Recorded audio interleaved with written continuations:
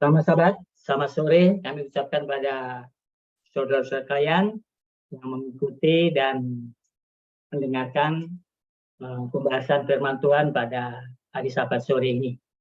Adapun judul daripada pembahasan kita pada sore hari ini adalah apa yang terjadi di bumi. Itulah judulnya. Dan judul ini tetap kita ambil dari seri membedah kitab Kejadian. Ya.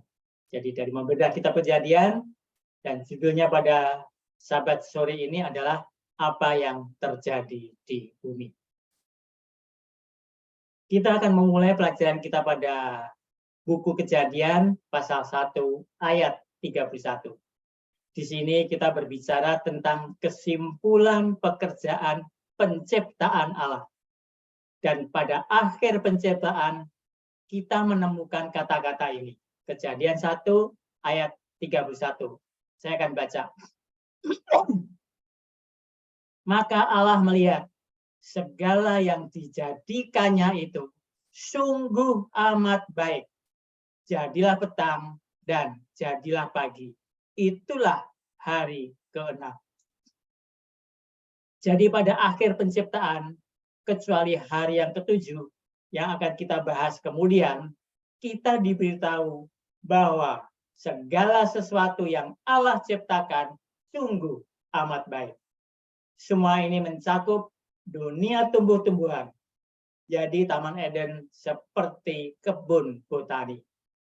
Demikian juga Alkitab mengatakan tidak ada duri, semak, dan lalang sebelum dosa.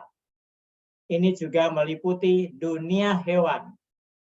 Menurut kitab Kejadian pasal 1 ayat 30, semua binatang sebelum dosa adalah pemakan tumbuh-tumbuhan. Ini juga meliputi dunia manusia. Mereka dalam keadaan harmonis yang sempurna. Alkitab mengatakan bahwa Adam dan Hawa adalah satu. Mereka diciptakan satu oleh Allah. Tetapi Allah memberikan satu ujian di Taman Eden. Dan apabila Adam dan Hawa lulus dalam ujian, penciptaan akan terus berlangsung seperti yang direncanakan Allah. Tetapi apabila Adam dan Hawa tidak lulus ujian, maka penciptaan akan jatuh menjadi kekacauan. Dan ujian itu ada di pohon. Mari kita melihat kitab Kejadian 2 ayat 16 dan 17. Kitab Kejadian 2 ayat 16 dan 17. Saya akan baca. Lalu Tuhan Allah memberi perintah ini kepada manusia. Semua pohon dalam taman ini boleh kau makan buahnya dengan bebas. Tetapi pohon pengetahuan tentang yang baik dan yang jahat itu janganlah kau makan buahnya. Sebab pada hari engkau memakannya, pastilah engkau mati. Jadi Allah menempatkan di Taman Eden suatu ujian. Dengan kata lain, Allah berkata, penciptaan akan berlangsung sangat baik, seperti yang aku ciptakan selama engkau, maksudnya Adam dan Hawa, tidak memakan buah pohon itu.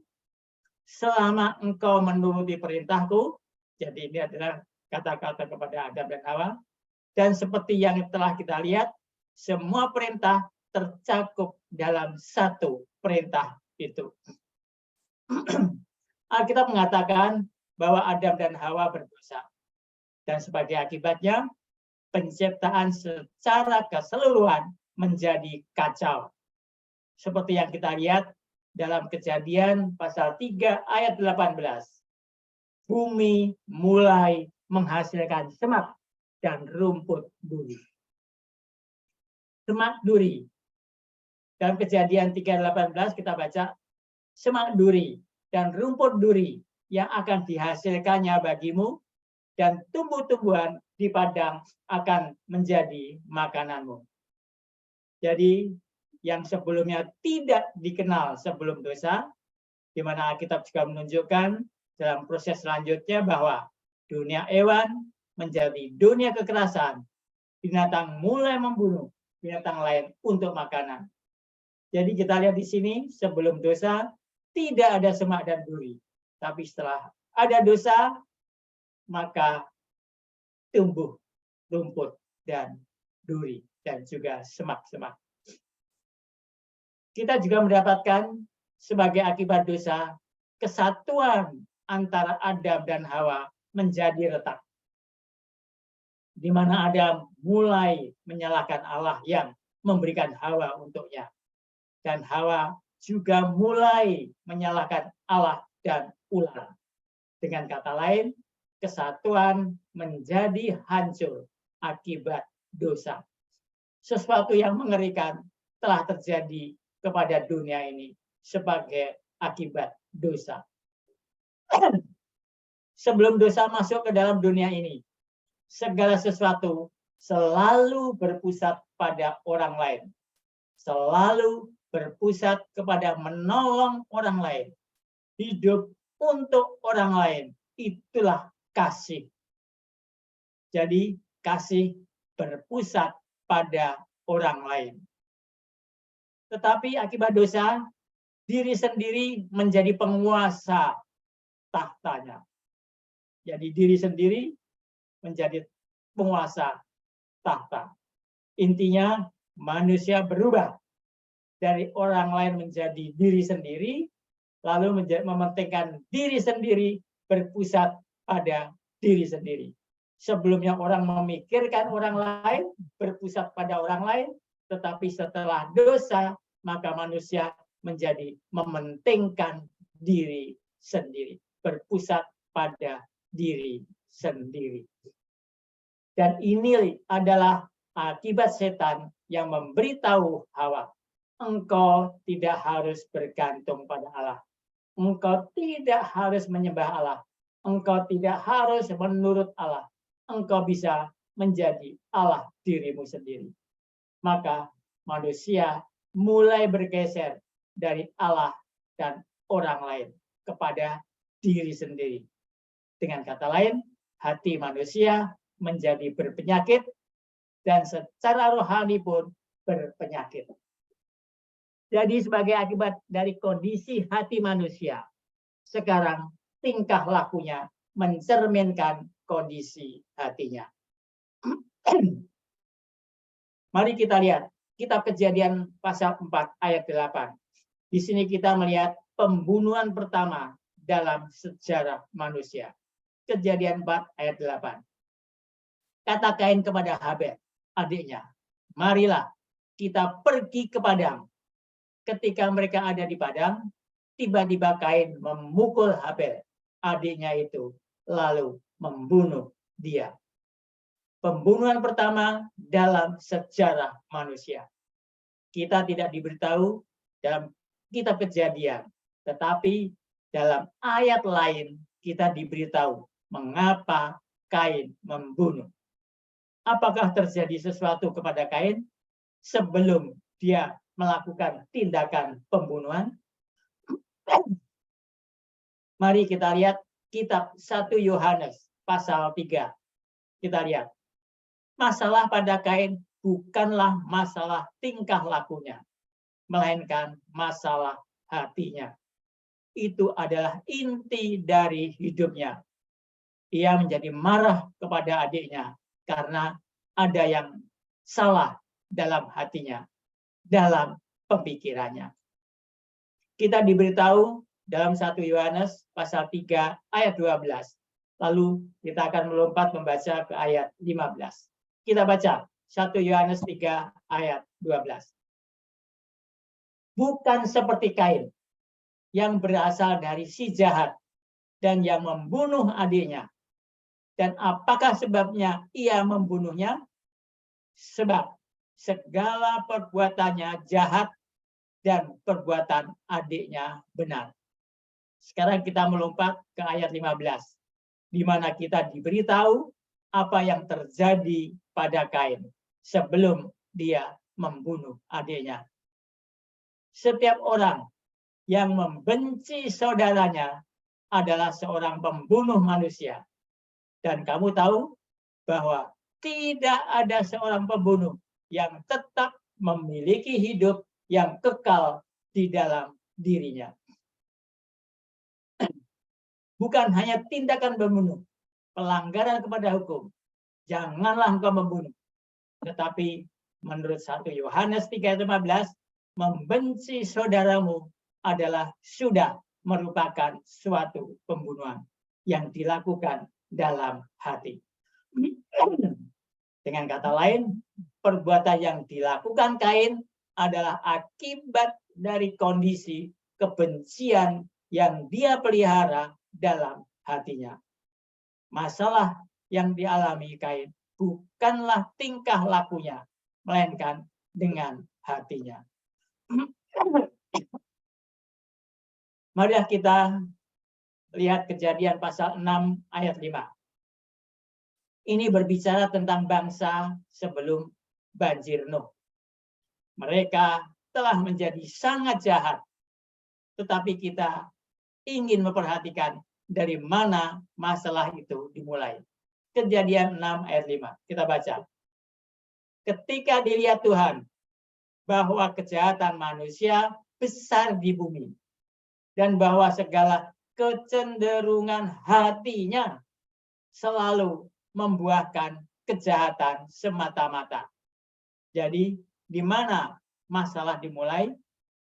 Dalam kecenderungan hatinya. Dari dalam hatinya. Sekarang kita perhatikan apa yang terjadi akibat hal itu. Kejadian 6 ayat 11 sampai 12. Kita baca. Kejadian 6 ayat 11 sampai 12. Adapun bumi itu telah rusak di hadapan Allah dan penuh dengan kekerasan. Allah menilik bumi itu dan sungguhlah rusak benar, sebab semua manusia menjalankan hidup yang rusak di bumi. Ketika Alkitab menggunakan ungkapan cara, itu berarti bumi telah merusakkan tingkah lakunya. Tindakan-tindakannya rusak. Tetapi perhatikan, akar masalah adalah bahwa setiap kecenderungan hatinya, hati manusia adalah jahat semata-mata. Dengan kata lain, masalahnya bukan dengan tingkah laku, melainkan dengan akarnya, yaitu hati yang membawa kepada tingkah laku yang salah. Sekarang lanjut ke kitab Kejadian pasal 8 ayat 21.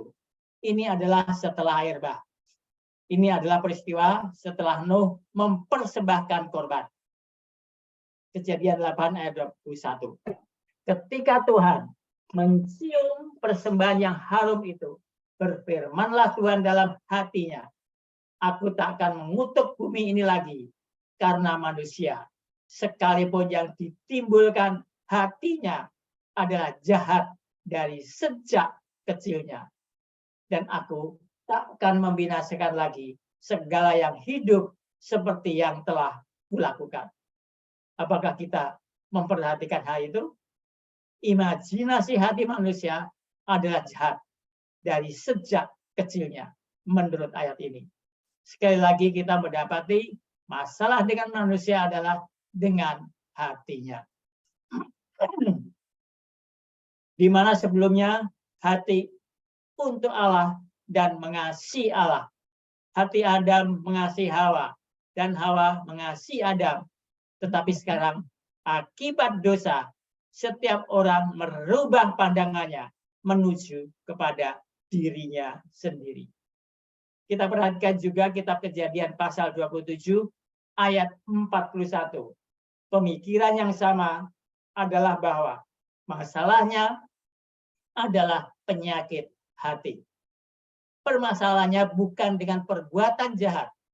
Permasalahan manusia adalah dengan akar dari perbuatan itu, yaitu hatinya. Jika kita punya akar yang jelek, maka kita akan punya buah yang jelek. Dan kadangkala kita berusaha membereskan buahnya bukan akarnya. Dalam Kejadian 27 ayat 41, kita akan menemukan kembali pemikiran yang sama dalam buku Kejadian. Dan kita akan melihat pemikiran ini berkembang di seluruh Alkitab.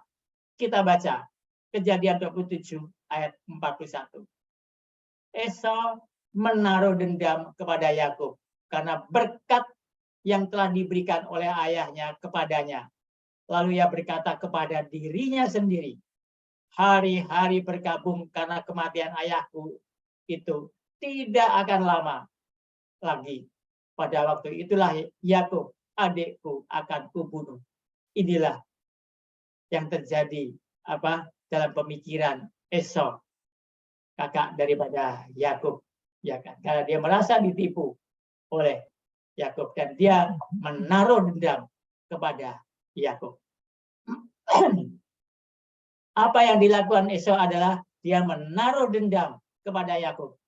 Lalu Esau berkata dalam dirinya sendiri, berkata dalam hatinya, di manakah pembunuhan itu dimulai? Pembunuhan tidak dimulai ketika Esau pergi dengan 400 orang untuk mencoba adiknya. Pembunuhan dimulai ketika dia mempunyai maksud untuk membunuh adiknya. Jauh hari sebelum dia mencoba untuk melaksanakan tindakannya. Jadi buku Kejadian dengan jelas mengungkapkan karena dosa hati manusia menjadi rusak. Dan Alkitab menyebutnya daging yang berdosa. Alkitab menyebutnya sifat alami lama manusia berdosa. Manusia yang berfokus hanya pada dirinya sendiri, mereka ingin segala sesuatu bagi dirinya sendiri. Itulah manusia. Jadi berfokus hanya pada dirinya sendiri, mementingkan dirinya sendiri, segala sesuatu bagi dirinya. Jadi kepentingan diri sendiri adalah lawan dari kasih. Jadi tolong diingat, kasih lawannya adalah kepentingan diri sendiri. Dan masalahnya adalah kita dilahirkan dengan cara ini. Ya. Jadi semua orang dilahirkan dengan mementingkan diri sendiri. Mari kita lihat Kitab Mazmur pasal 51 ayat 5. Alkitab mengatakan bahwa kita lahir dengan penyakit hati, penyakit rohani.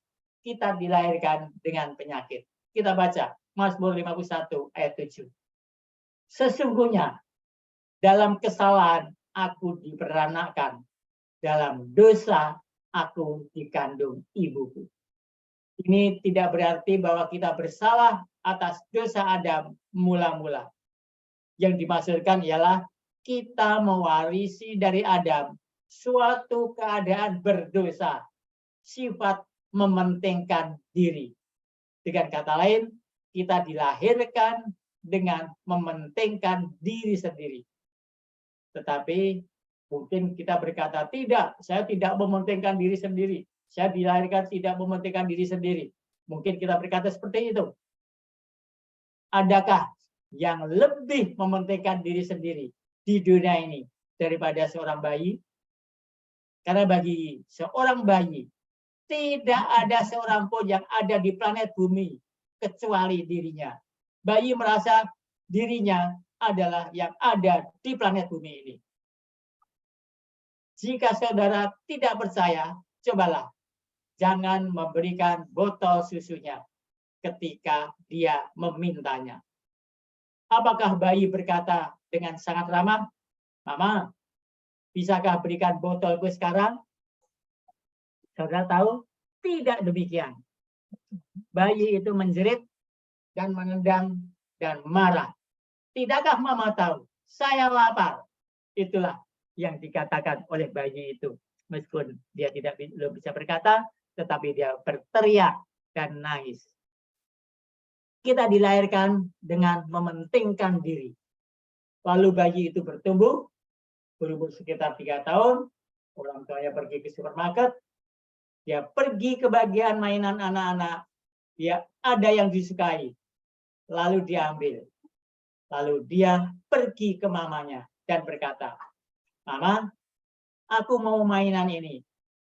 Mamanya berkata, "Tidak nak, tidak sekarang."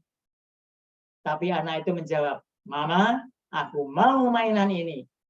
"Tidak nak, tidak sekarang." "Mama."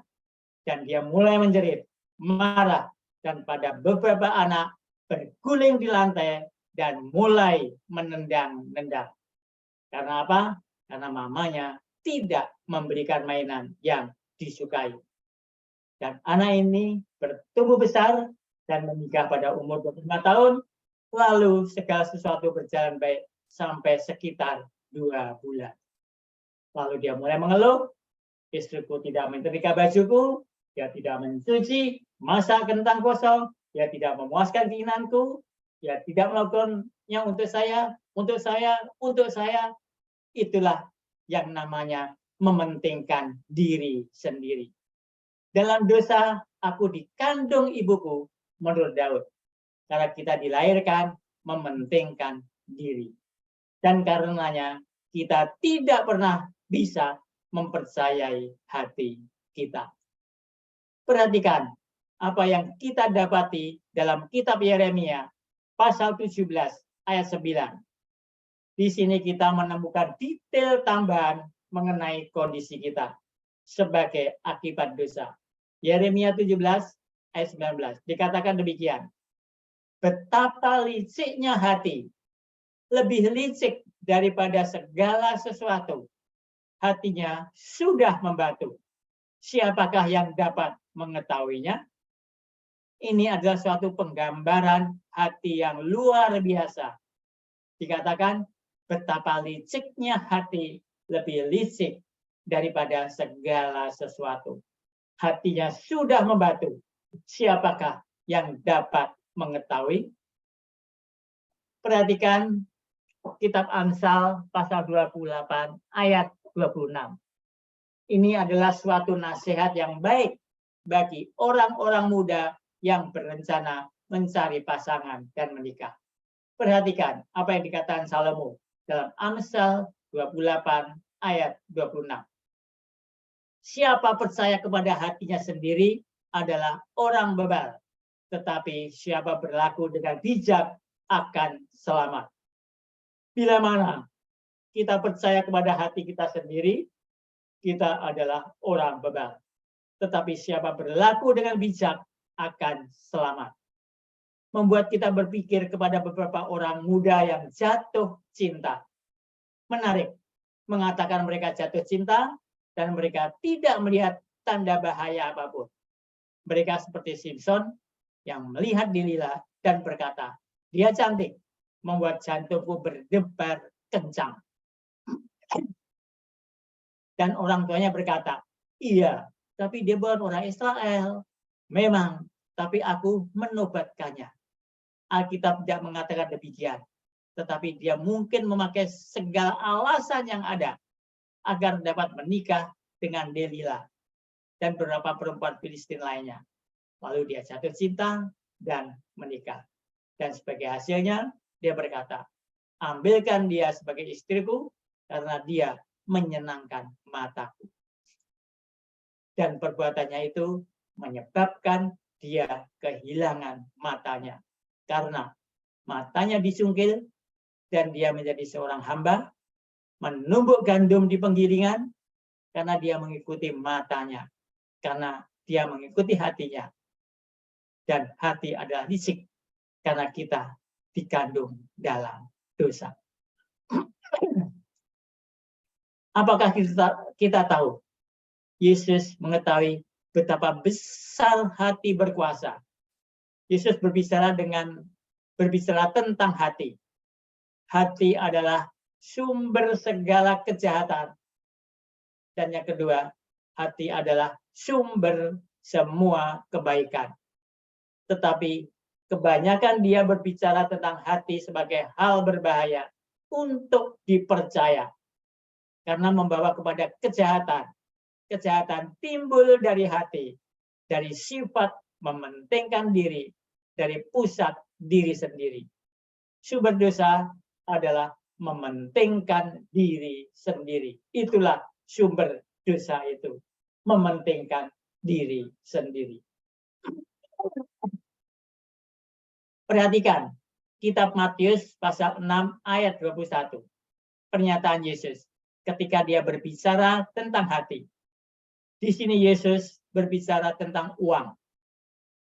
Bukankah itu menjadi masalah besar di dunia ini sekarang? Cinta uang.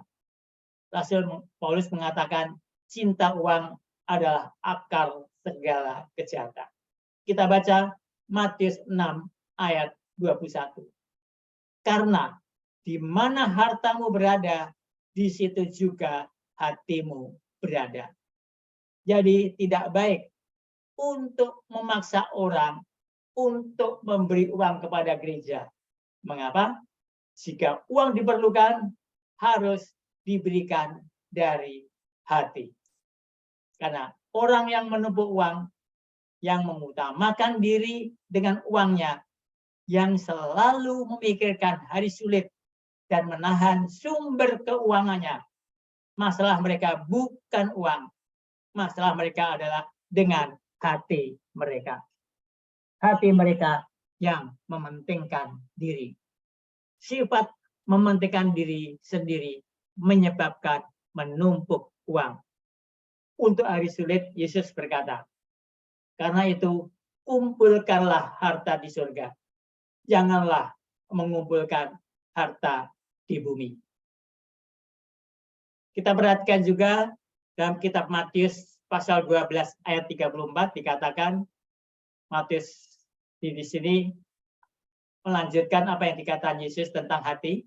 Ya, kita baca Matius 12 ayat 34. Hei kamu, keturunan ular beludak, bagaimanakah kamu dapat mengucapkan hal-hal yang baik, sedangkan kamu sendiri jahat? Karena yang diucapkan mulut meluap dari hati. Jadi, apakah yang menentukan kata-kata yang kita ucapkan? Itu adalah keadaan hati kita. Apakah yang menentukan kita, cara kita memakai uang? Itu adalah keadaan hati kita. Mungkin waktu kita masih kanak-kanak, sering mendapat masalah di sekolah. Karena melakukan hal-hal yang disebut nakal dan dihukum. Kadang-kala orang tua membela anaknya, walaupun mereka tahu atau pura-pura tidak tahu bahwa anak mereka bersalah.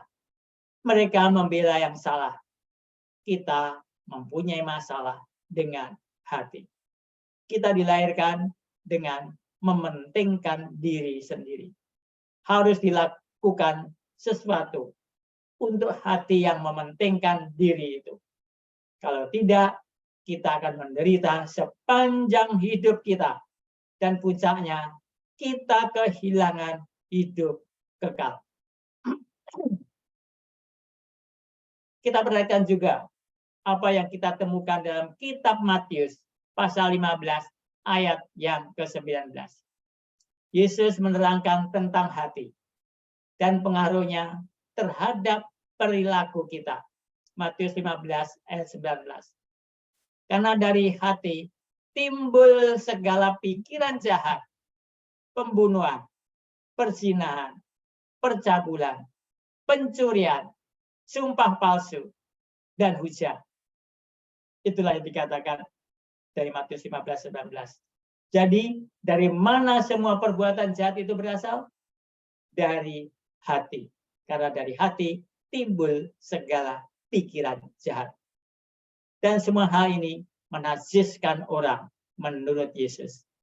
Apakah daftar dalam ayat ini suatu daftar yang melanggar 10 hukum? Perintah mana tentang pembunuhan? Dikatakan janganlah engkau membunuh. Itulah yang dikatakan dalam hukum Allah. 10 hukum Allah. Perintah mana tentang perzinahan? Dikatakan dalam 10 hukum, jangan kamu berzina. Perintah mana tentang pencurian?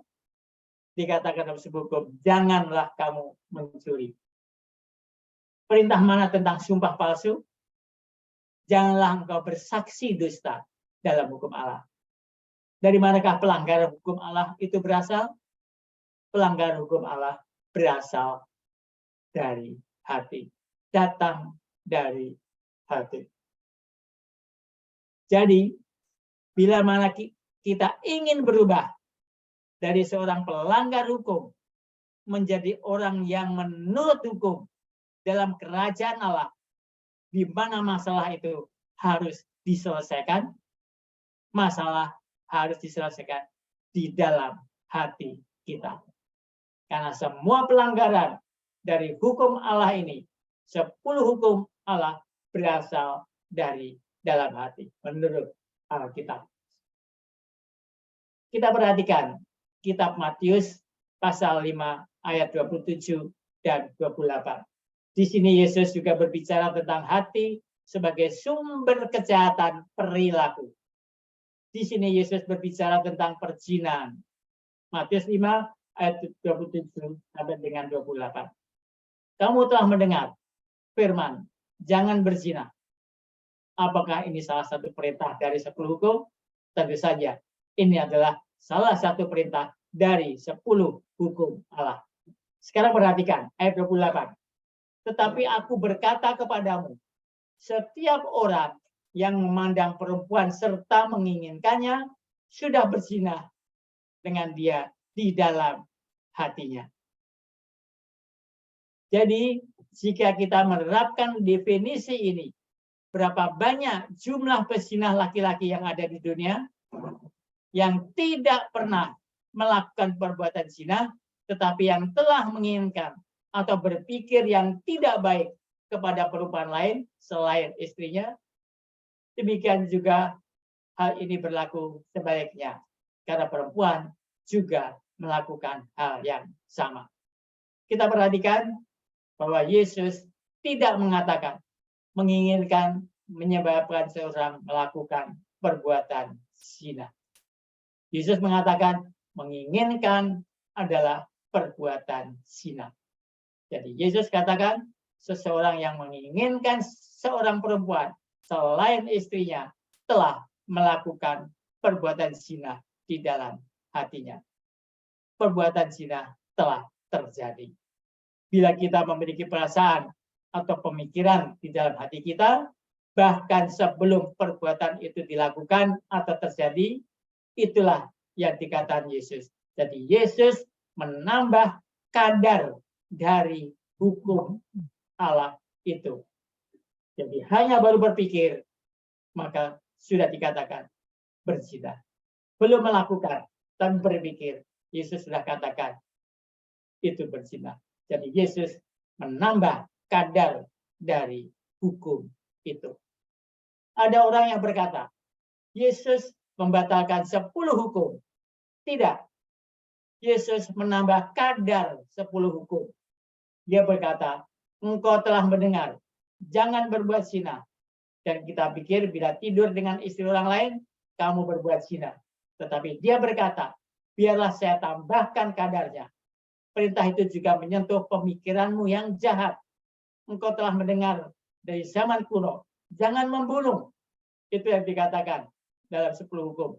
Tetapi dia berkata, dengar, jika engkau menyebut saudaramu bodoh dan engkau membenci saudaramu, engkau telah melakukan pembunuhan di hatimu.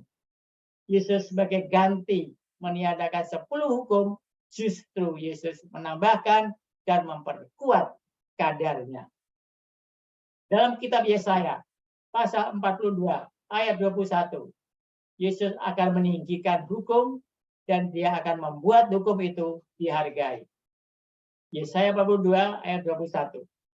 Tuhan telah berkenan demi penyelamatannya untuk memberi pengajarannya yang besar dan mulia. Apakah kita melihat masalah yang dihadapi dunia ini? Masalahnya bukan dengan perbuatan yang salah. Masalahnya adalah dengan hati. Itulah masalah yang terjadi, yang dihadapi di dunia ini. Masalah adalah dengan hati. Kita mendengar bahwa banyak orang yang berpikir bahwa pemerintah akan menyelesaikan masalah moral dalam masyarakat. Kalau sekiranya pemerintah bisa mengeluarkan undang-undang bahwa orang-orang gay tidak bisa menikah, masalahnya akan beres. Melarang pornografi, masalah pornografi akan selesai. Pemerintah dapat mengusulkan berbagai hukum mengenai perkawinan sejenis, perzinahan, pornografi, dan lain-lain. Tetapi bila tidak ada perubahan dalam hati, orang-orang akan terus melakukan hal-hal itu karena hati manusia sangat licik dan hati yang jahat menyebabkan perilaku jahat. Kita perhatikan kitab Matius pasal 7 ayat 16 hingga 20. Matius 7 ayat 16 sampai 20. Dari buahnya lah kamu akan mengenal mereka. Dapatkah orang memetik buah anggur dari semak duri atau buah ara dari rumput duri? Demikianlah setiap pohon yang baik menghasilkan buah yang baik, sedang pohon yang tidak baik menghasilkan buah yang tidak baik. Tidak mungkin pohon yang baik itu menghasilkan buah yang tidak baik, ataupun pohon yang tidak baik itu menghasilkan buah yang baik. Dan setiap pohon yang tidak menghasilkan buah yang baik, pastilah ditebang dan dibuang ke dalam api. Jadi dari buahnya lah kamu akan mengenal mereka.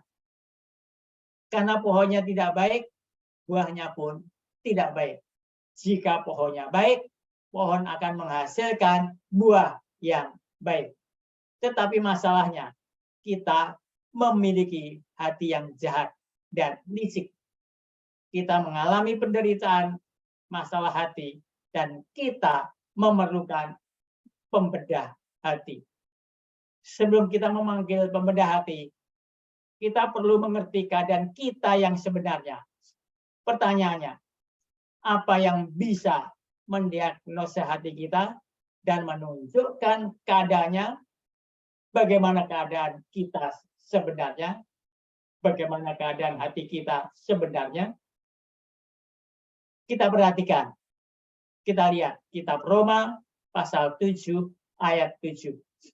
Kita akan mempelajari tentang cermin hati yang akan menunjukkan keadaan hati kita sebenarnya. Kita tidak bisa disembuhkan kecuali kita sadar kita berpenyakit. Kita tidak akan mencari dokter kecuali kita tahu penyakit kita. Jadi kita tidak perlu orang untuk mendiagnosa penyakit kita. Untuk mencari tahu apa permasalahannya, kita memiliki cermin yang menunjukkan apa permasalahan kita. Roma 7 ayat 7. Saya akan baca. Jika demikian, apakah yang hendak kita katakan? Apakah hukum Taurat itu dosa? Sekali-kali tidak. Sebaliknya, justru oleh hukum Taurat, aku telah mengenal dosa. Karena aku juga tidak tahu apa itu keinginan. Kalau hukum Taurat tidak mengatakan jangan mengingini. Bagaimanakah kita tahu bahwa mengingini itu dosa? Karena hukum mengatakannya. Hukum Allah mengatakannya. Bagaimana kita tahu bahwa mencuri itu dosa? Karena hukum mengatakannya demikian. Bagaimana kita tahu berzina itu dosa? Karena hukum mengatakannya demikian. Dengan kata lain, hukum mendiagnosa masalah kita. Hukum mengatakan, dengar, kita mempunyai masalah hati. Kita mempunyai hati yang jahat, mementingkan diri, yang melanggar hukum suci Allah, dan hukum tidak berdusta. Kita perhatikan firman Allah atau hukumnya meneliti kedalaman hati. Hukum itu meneliti dan memberitahu kedalaman hati kita dan menunjukkan dengan tepat keadaan kita dan apa yang kita perlukan. Kita perhatikan kitab Ibrani pasal 4 ayat 12 hingga 13. Di sini Rasul Paulus berbicara tentang kuasa mendiagnosa firman Allah. Ibrani 4 ayat 12 sampai dengan 13. Sebab firman Allah hidup dan kuat dan lebih tajam daripada pedang bermata dua manapun. Ia menusuk amat dalam sampai memisahkan jiwa dan roh, sendi-sendi dan susu. Ia sanggup membedakan pertimbangan dan pikiran hati kita. Jadi apa yang dilakukan firman Allah, dia masuk, membelah, dan membedakan pertimbangan dan pikiran hati kita. Ayat 13. Dan tidak ada suatu makhluk pun yang tersembunyi di hadapannya. Sebab segala sesuatu telanjang dan terbuka di depan mata dia, yang kepadanya kita harus memberikan pertanggungan jawab. Jadi siapakah yang menunjukkan kita sakit? Allah melalui firman-Nya atau hukumnya. Allah berkata, engkau mempunyai masalah hati. Dan jika masalah hati itu tidak dituntaskan, engkau akan mengalami penyakit hati. Engkau perlu pertolongan. Seperti kita ketahui, ketika Allah mengubah seseorang, ia mengubahnya dari dalam keluar. Apakah saudara percaya?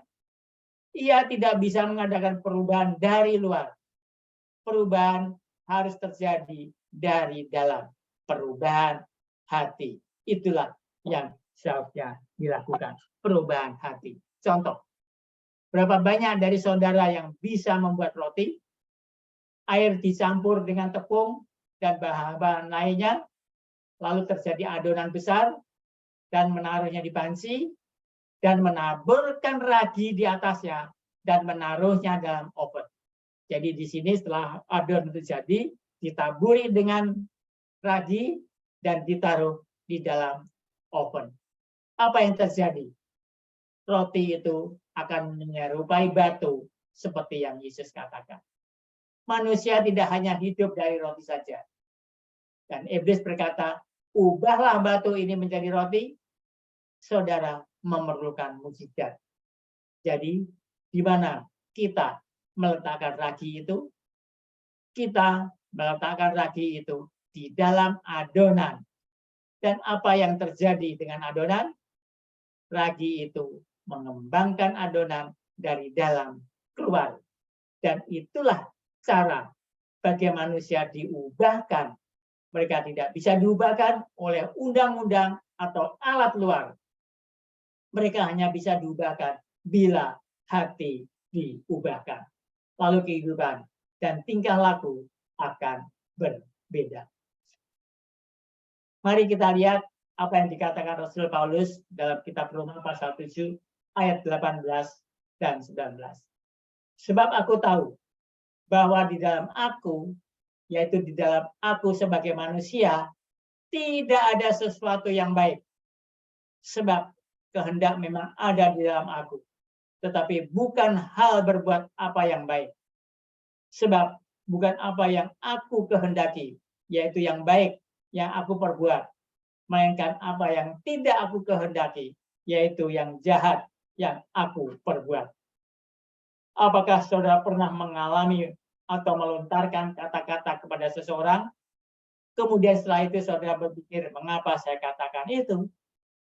Atau sesuatu yang saudara lakukan, kemudian saudara berkata, kenapa saya lakukan hal itu? Dari mana datangnya? Mungkin saudara tidak pernah mengalaminya. Saya yakin kita semua pernah mengalaminya. Apa masalahnya? Masalahnya adalah dengan diri kita, dengan hati kita. Jadi hati kita perlu diubah. Bagaimana hati kita bisa diubah? Ada dua langkah. Pertama, kita diberitahu dalam Roma pasal 3 ayat 23. Roma 3 ayat 23. Saya baca. Karena semua orang telah berbuat dosa dan telah kehilangan kemuliaan Allah.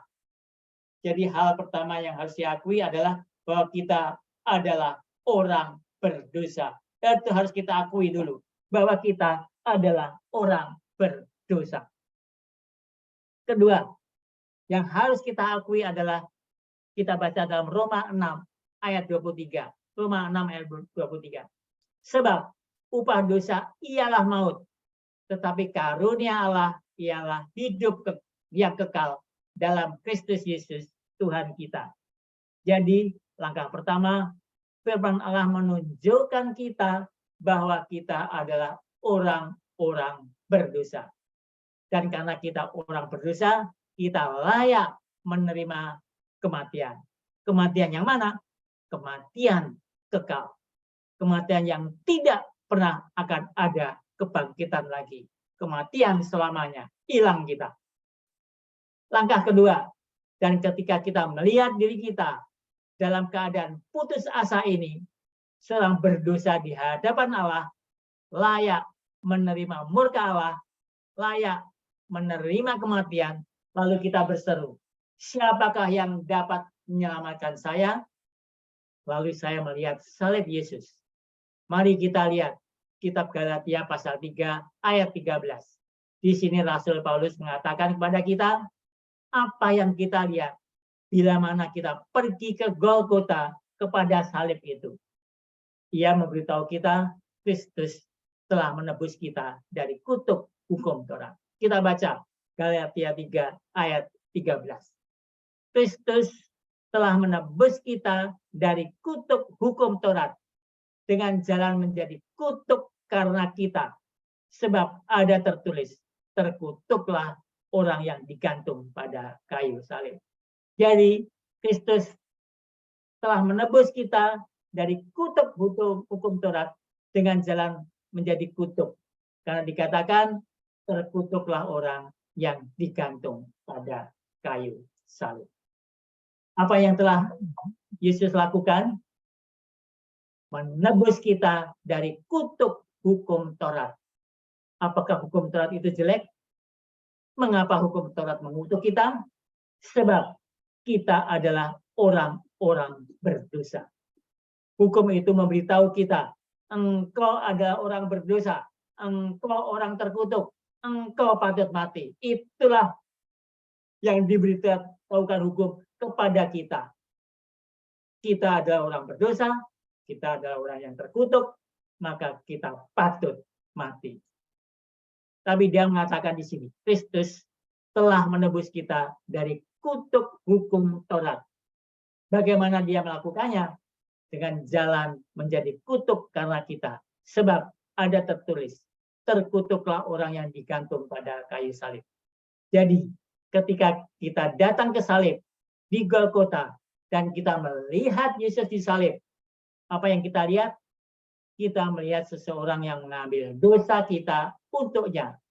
Tidak selayaknya dia mengambil dosa untuk dirinya. Dia mengalami kutuk yang seharusnya menjadi bagian kita. Dia menderita kematian yang seharusnya menjadi bagian kita. Seharusnya kita yang mati, tetapi Yesus telah menggantikan kita.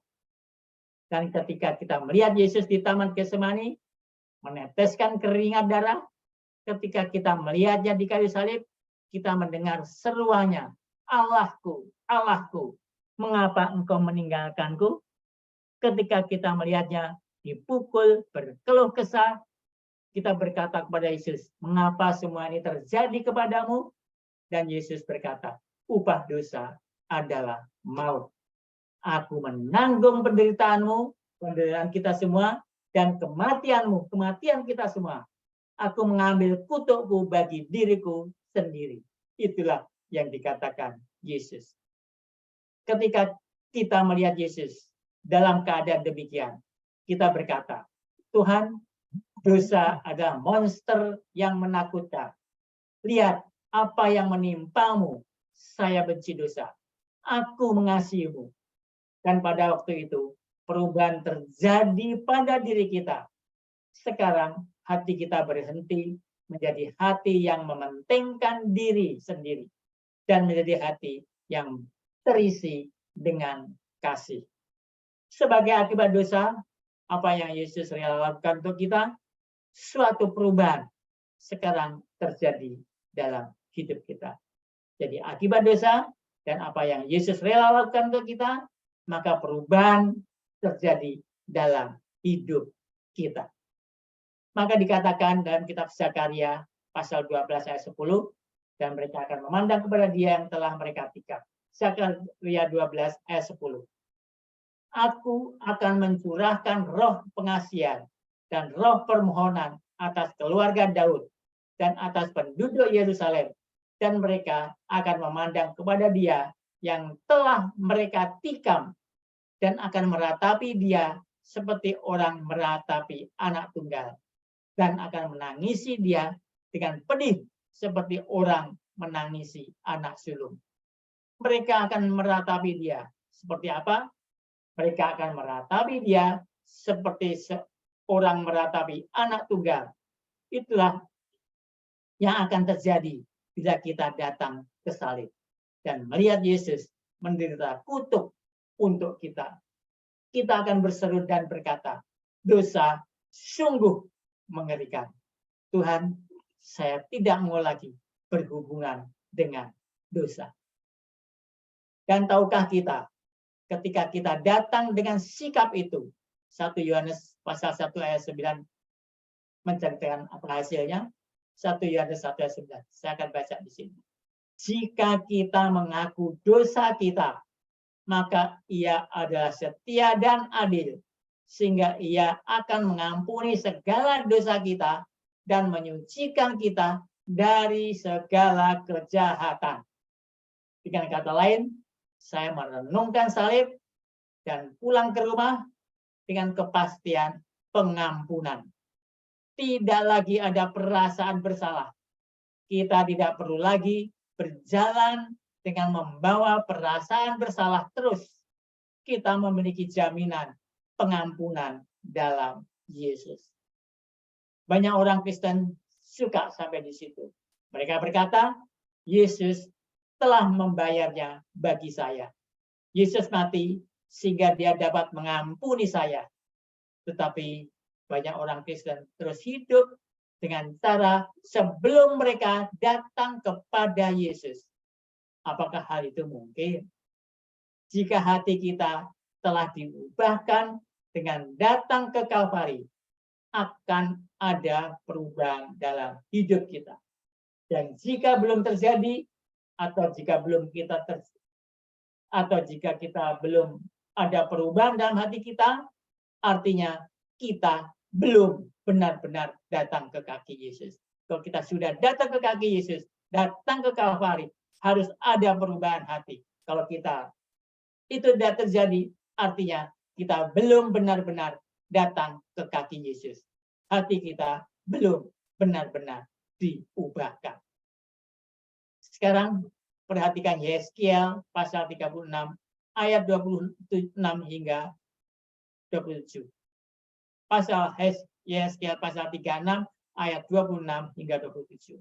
Apalagi yang Allah janjikan akan berlaku. Ini adalah janji indah yang Allah berikan.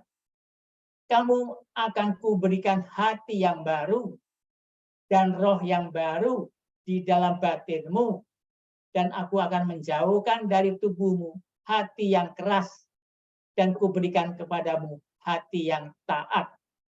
Apa yang Allah janjikan? Untuk memberi kita hati yang baru. Menjauhkan hati yang keras, itu berarti hati yang mementingkan diri. Apakah kita akan menurut Tuhan sekarang? Oh ya, dan menurutnya dari dalam hati. Ayat 27. Rohku akan kuberikan diam di dalam batinmu, dan aku akan membuat kamu hidup menurut segala ketetapanku dan tetap berpegang pada peraturan-peraturanku dan melakukannya. Jadi kita menurut bukan karena keharusan, tetapi karena hati kita telah diubahkan. Kita datang ke Kalvari, hati kita diubahkan sehingga kita menjadi menurut. Hati kita berubah. Hal ini membuat kita berpikir tentang Adam. Dapatkah kita membayangkan ketika Adam harus mempersembahkan persembahan itu pertama kali? Kira-kira seperti apa? Belum ada kematian di dunia. Dan sekarang Tuhan menyuruhnya untuk mengambil domba kecil yang tidak bersalah, mengambil pisau dan menyembelih tenggorokan domba. Dan domba itu menyemburkan dan kehilangan darahnya. Dan tiba-tiba domba itu tergeletak di tangan Adam di dunia yang belum pernah ada kematian. Dan Allah memberitahu Adam, domba itu melambangkan penciptamu. Domba itu melambangkan Yesus. Itu lebih dahsyat dari sekedar membunuh binatang itu. Sungguh mengerikan. Anak domba itu melambangkan anak domba Allah yang mengangkat dosa isi dunia. Menurut saudara, apakah Adam melihat dosa dengan cara berbeda? Dari sejak saat itu, dia memahami sifat mengerikan dari dosa itu yang akan meminta nyawa Yesus. Yesus mati disalib, di kayu salib, karena apa? Karena dia mengambil dosa-dosa kita semuanya. Dan sesungguhnya pada saat itu Adam diperbarui, dia dilahirkan kembali, hatinya diubahkan. Perhatikan janji indah Yeremia pasal 31 ayat 33. Ini ada janji yang indah yang Allah berikan. Yeremia 31 ayat 33. Saya akan baca. Tetapi beginilah perjanjian yang kuadakan dengan kaum Israel sesudah waktu itu. Demikianlah firman Tuhan.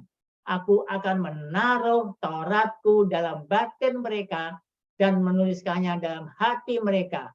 Maka aku akan menjadi Allah mereka dan mereka akan menjadi umatku. Di manakah Allah berjanji untuk menuliskan hukumnya? Dia berjanji untuk menuliskan hukumnya di dalam pikiran dan hati kita. Dan apabila hukumnya ada di dalam hati kita, bagaimanakah tingkah laku kita akan berlaku? Tingkah laku kita akan mencerminkan keadaan hati kita. Banyak orang Kristen bingung di titik ini. Mereka katakan Allah telah membatalkan 10 perintah yang ditulis dalam 2 loh batu. Dia melakukan seluruh perintah itu di kayu salib. Kita perlu ketahui, Allah tidak membatalkan 10 perintah. Perjanjian baru bukanlah perjanjian kasih karunia, sementara perjanjian lama masih menjadi perjanjian hukum. Dalam perjanjian lama, hukum dituliskan dalam loh batu. Dalam perjanjian baru, hukum tidak berubah. Tempat di mana hukum itu dituliskan yang berubah. Hukum itu ditulis di dalam hati. Tidak bagus untuk memiliki hukum yang dituliskan dalam loh batu.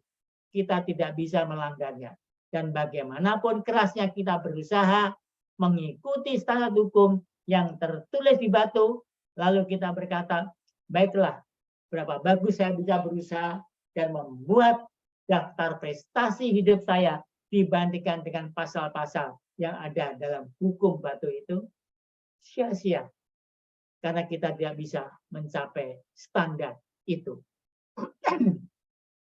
Tetapi ketika Allah menaruh hukumnya, ketika kita bertobat, ketika kita datang kepada Yesus, ketika kita melihat betapa mahalnya dosa, bagaimana pelanggaran hukum itu melukai hati Allah, melukai orang-orang lain, dan kasih merupakan pembunuhan akan hukum itu, maka Allah mengambil hukum itu dan menuliskannya di dalam hati kita.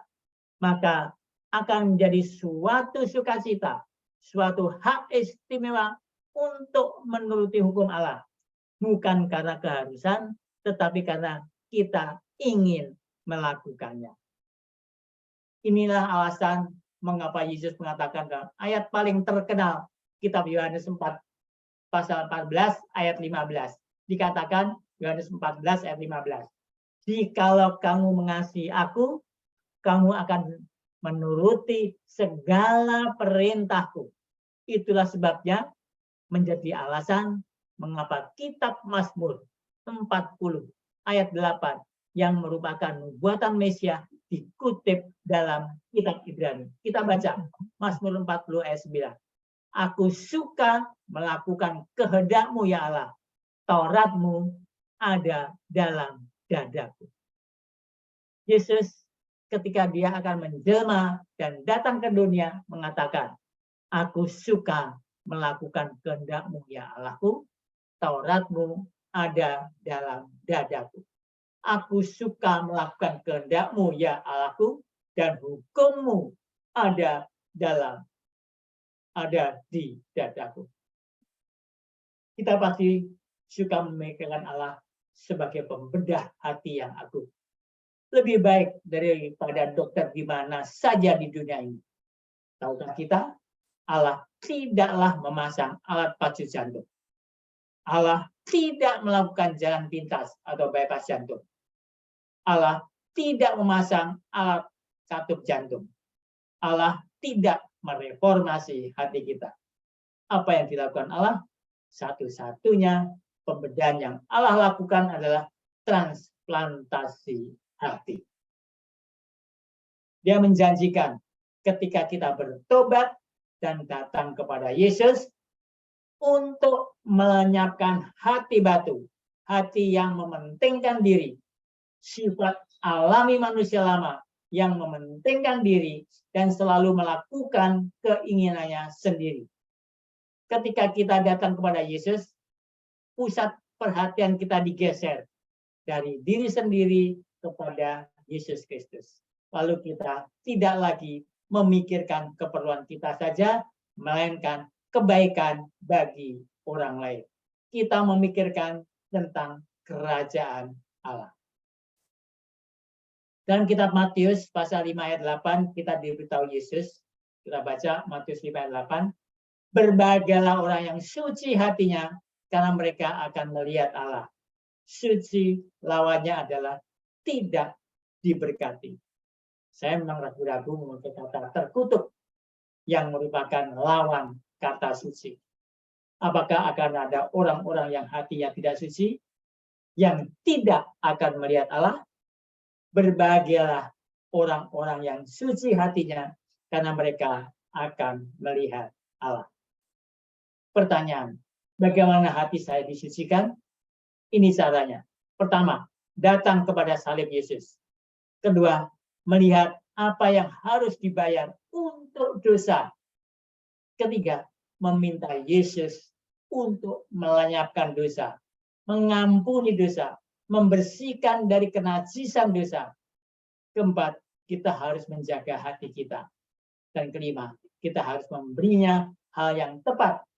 Karena hati yang baru bisa juga kena kolesterol kalau kita memberinya makan yang salah. Karena Yesus telah memberikan hati yang baru, tidak berarti hati yang baru selamanya. Kita harus memberi makan hati kita dengan hal rohani yang tepat. Mazmur 119 ayat 9 sampai 11 dikatakan demikian.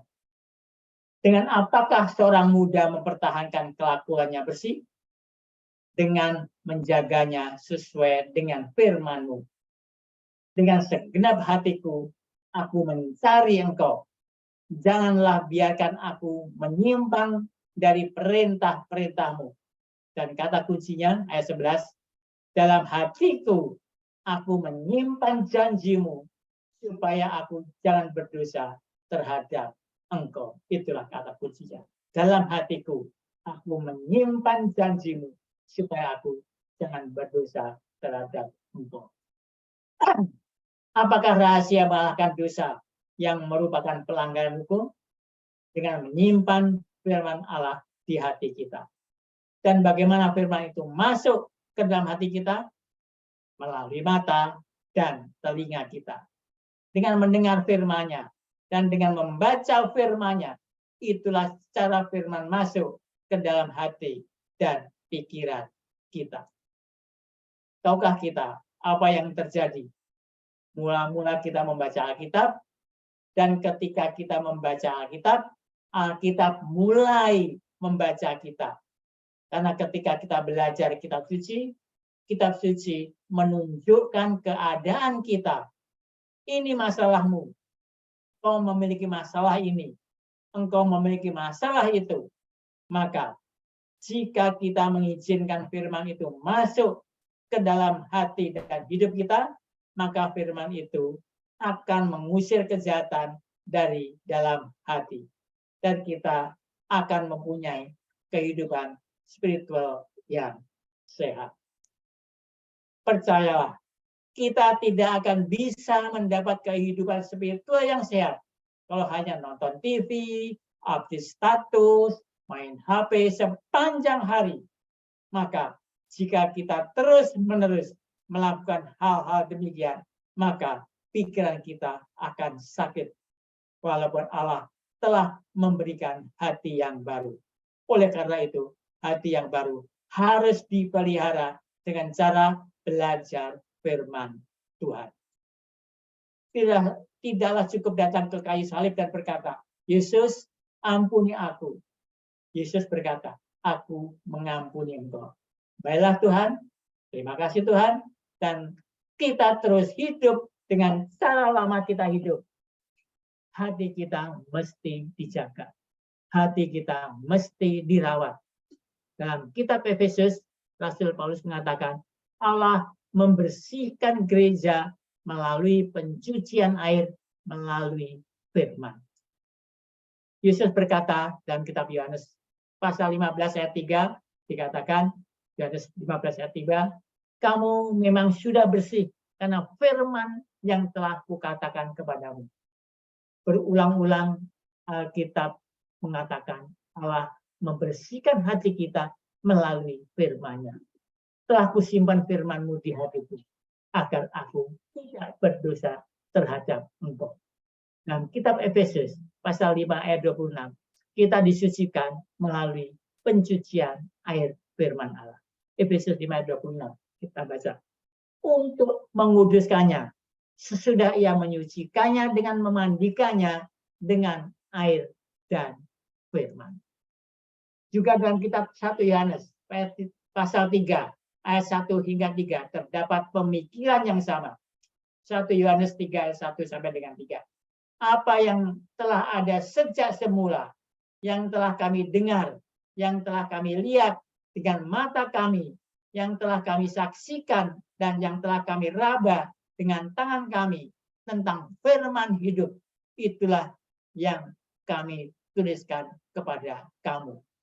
Hidup itu telah dinyatakan dan kami telah melihatnya, dan sekarang kami bersaksi dan memberitakan kepada kamu tentang hidup kekal yang ada bersama-sama dengan Bapa dan yang telah dinyatakan kepada kami.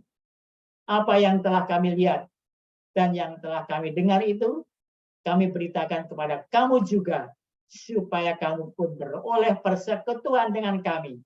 Dan persekutuan kami adalah persekutuan dengan Bapa dan dengan anaknya Yesus Kristus. Demikian juga dalam kitab Yohanes pasal 15 ayat 3. Yohanes 15 ayat 3. Saya baca. Kamu memang sudah bersih karena firman yang telah kukatakan kepadamu. Jadi Yesus telah memberikan firman-Nya kepada murid-Nya dan firman itu telah menyucikan mereka. Ada tokoh besar dalam Alkitab namanya Daud. Setelah Daud berdosa, berbuat zina, setelah Uria, orang Het itu terbunuh di medan perang, Daud mengambil istri Uria menjadi istrinya. Daud bertobat dari dosanya dan menulis kitab Mazmur pasal 51. Daud meminta dua berkat. Berkat pertama dalam Mazmur pasal 51 ayat 3 dan 4. Ketika dia berkata, Mazmur 51 ayat 3 dan 4. Kasihanilah aku ya Allah, menurut kasih setiamu. Hapuskanlah pelanggaranku, menurut rahmat-Mu yang besar. Bersihkanlah aku seluruhnya dari kesalahanku dan tahirkanlah aku dari dosaku. Di sini katakan, ampunilah kiranya dosaku. Ya, pengampunan dosa.